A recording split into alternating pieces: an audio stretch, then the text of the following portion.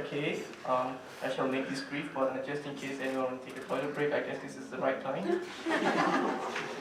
Distinguished guests, fellow graduates, ladies and gentlemen, I finished this speech 2 a.m. in the morning, so forgive me if I'm just reading.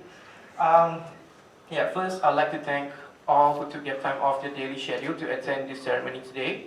It definitely means a lot to us graduates to have loved ones by our side, especially during this success. The college has students from all over the globe: Kuwaitis, Japanese, Koreans, Syrians, Indonesians, and Americans, just to name a few. We have got so many great personnel here at the college that makes this college tick and stand out amongst the rest. But what makes it tick?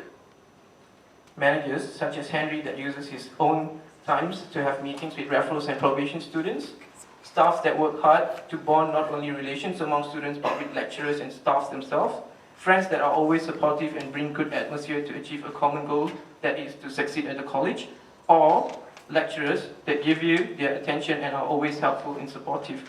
I remember I have a few lecturers who don't only teach you what's in the textbook, they bring things out of context. For example, I have lecturers who just walk in the classroom, bringing out clippings from newspaper and telling us this is the real world, this is what's happening right now. And thanks to them, I am now able to understand what is really happening in the real world. What I read in the newspapers now is really making sense. And that doesn't only goes out to me, but everyone else, I'm sure it really helped you a lot. Lecturers like that, we can find them here at the college. The college recognized our needs and have always done their best to give us the best possible environment to succeed. Not only in terms of classes running daily, but also social activities, such as those run by the SRC, where we have lunchtime activities. Yep, they are free. Effort is made to help, especially us international students, to feel at home and also to adapt to new changes in the environment.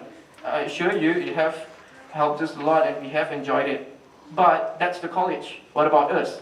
It's our time to respond. Why did we have to pay the astronomical fees for a piece of paper that we have achieved today? Yes, that piece of paper is worth more than the fees paid. The value is not in the paper, but the knowledge, experience, and relationship we have created at the college. And the fact that we are here means we have accepted the challenge and nailed it. At the college, we have fought some battles to be here this evening. Who can forget the panic days, burning the midnight oil, and all the coffee-infused night we had days before assessments, wondering if we would make it?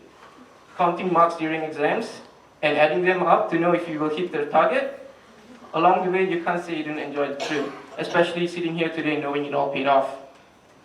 Along the way, we made some good friendships, good relationships with the lecturer or just the admin staffs as well. I'm sure all of us experience failure, but who hasn't? Everyone has fallen flat on your face, and when you are, that's when people will try to kick you. But you are not staying down. If you fall 7 times, you get up 8 times. As Thomas Edison says, and I quote, "I have found 1,000 ways that won't work." Now, before I end this speech, I would like to bring your attention to 2 lovely people in the audience today. They have done some amazing things for me.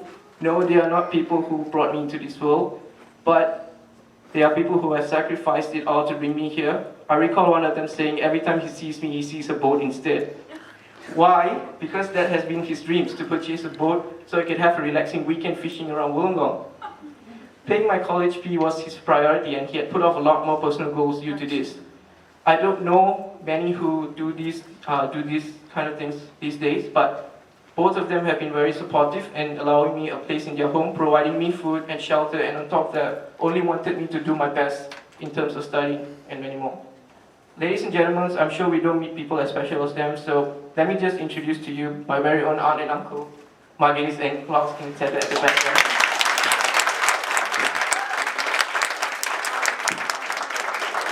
My uncle is still looks at the internet every night looking for boats to buy. He did it last night as well.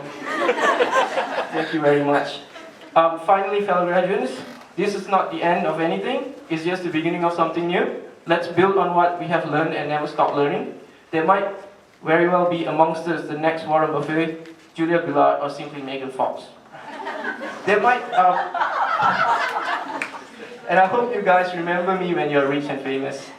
I guess they don't have my number or anything in the handouts, do they? Because let's face it, the difference between ordinary and extraordinary is that little bit extra.